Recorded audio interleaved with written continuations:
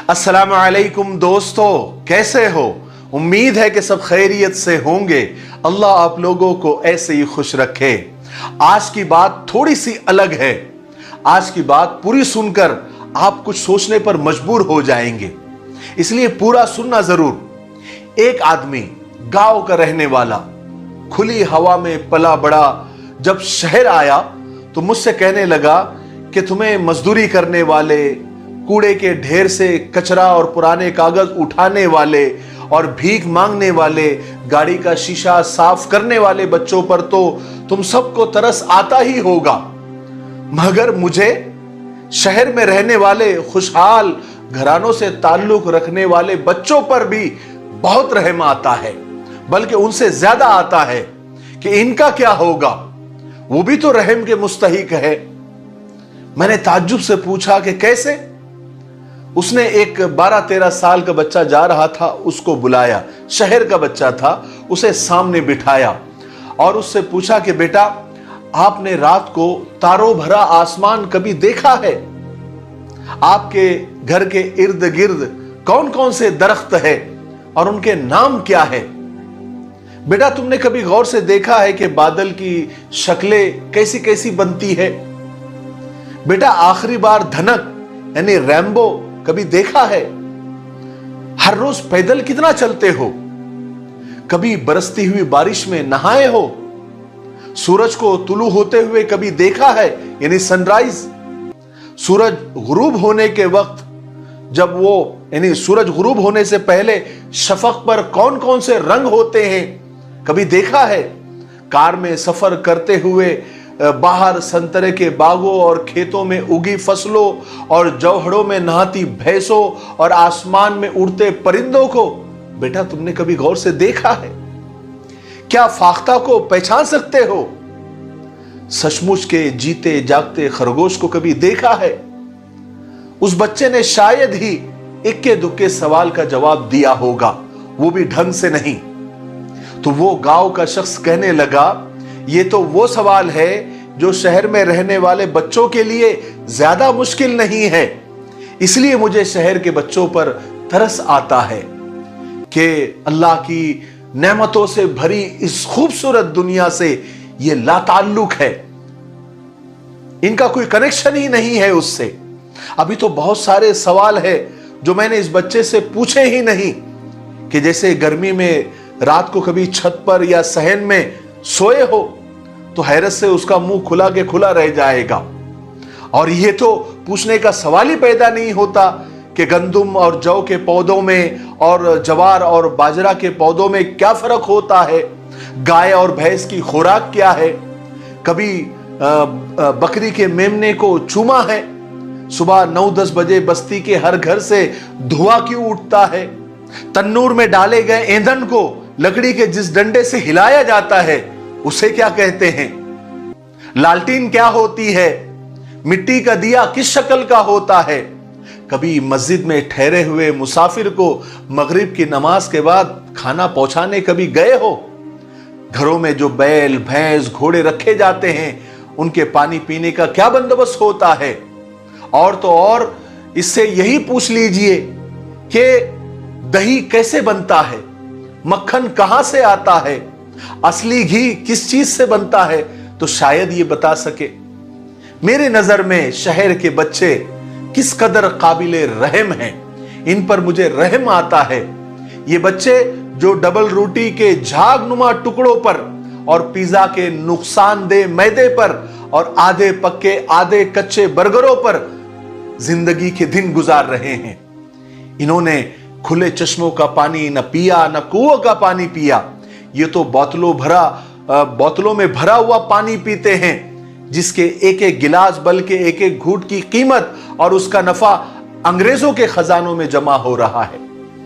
और अफसोस की बात है, बहुत अफसोस की बात है कि इन बच्चों को माँ बाप भी जो मिले हैं वो फेसबुक, ट्विटर, व्हाट्सएप और इंस्टाग्राम के जमाने वाले मिले हैं। वालिदैन के पास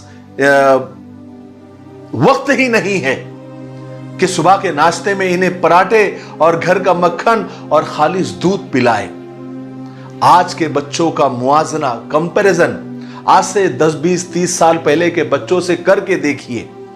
गांव या देहात को तो एक तरफ रखो, सिर्फ शहर की ही बात कर लेते हैं। बच्चा सुबह सुबह स्कूल पैदल जाता था।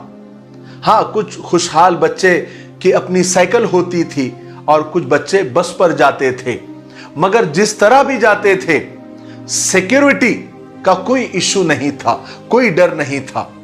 और उस जमाने के स्कूल ऐसे बिल्डिंगों में, पार्किंग में या फिर घरों में या कोठियों में नहीं होते थे, बल्कि उनके एक स्पेशल इमारत होती थी जिनमें खेलने के लिए बड़े बड़े ग्राउंड होते थे और जिस्मानी फिटनेस के लिए पीरियड होते थे।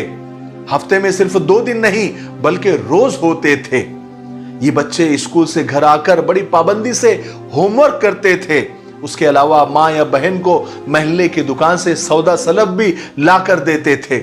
असर की नमाज के बाद बच्चे नजदीक के ग्राउंड में पहुंच जाते थे, जहां गिल्ली डंडा से लेकर हॉकी, वॉलीबॉल और फुटबॉल तक सभी खेल खेले जाते थे। और जैसे ही मगरिब की अजान होती थी, सारे के सारे बच्चे मैदान छोड़कर घर की तरफ चल पड़ते थे। मगरिब के बाद घर से बाहर रहने का कोई तसव्वुर ही नहीं था। सालगिरह और बर्थडे मनाने की बिदअत उस वक्त आम नहीं हुई थी। टीवी आ चुका था, मगर उसके कुछ खास टाइम टेबल थे। शाम को खेलने और भागने और दौड़ जाने की वजह से और हॉकी, फुटबॉल और वॉलीबॉल खेलने की वजह से बच्चे रात को ही जल्दी नींद के आगोश में चले जाते थे। जंक फूड की मुसीबत उस वक्त नहीं आई थी। सेब और संतरे गरीब और अमीर सबकी खुराक का हिस्सा थे।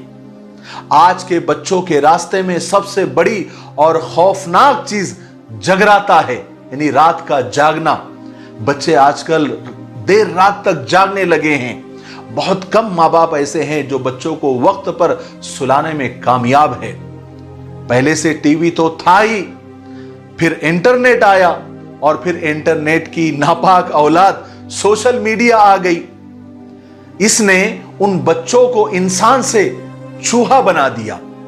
एक तरफ खेल के मैदान, बिल्डिंगों की नजर हो गए और दूसरी तरफ लैपटॉप, टैबलेट, मोबाइल फोन ने बच्चों को ज़हनी तौर पर अपाहिज, कमजोर और जिस्मानी तौर पर भुरभुरा कर दिया। और बच्चों की जिस्मानी जो नशो नुमा है, उसकी कमी आजकल साफ साफ नजर आ रही है।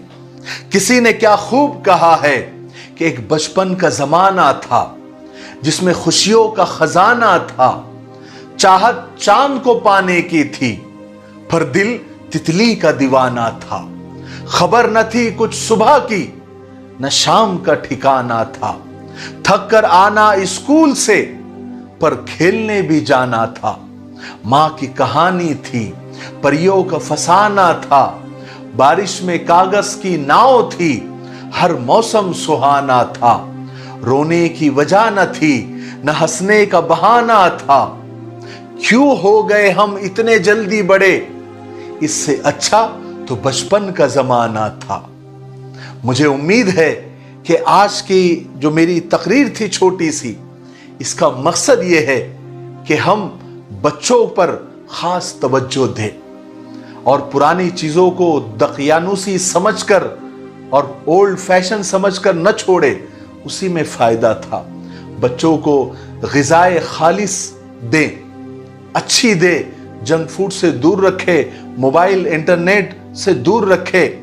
बच्चों को रात में जल्दी सोने की आदत लगवाएं और बच्चों की तरबियत पर ध्यान दें। आज जो बच्चे हमारी गोदों में हैं, कल इन्हीं के हाथ में इस्लाम का परचम होगा, हमारे वतन का परचम होगा और ये हमारे इस्लाम को भी और हमारे वतन को भी और इज्जत और बुलंदी बख्शेंगे इंशाअल्लाह। मुझे उम्मीद है कि आज की मेरी बात का मकसद आप सब समझ गए होंगे। मेरे लिए, पूरी उम्मत के लिए, पूरी इंसानियत, पूरी मानवता के लिए और हमारे प्यारे मुल्क भारत के लिए और यहाँ के अमन व अमान के लिए दुआ करते रहे। अस्सलामु अलैकुम रहमतुल्लाहि व बरकातहू।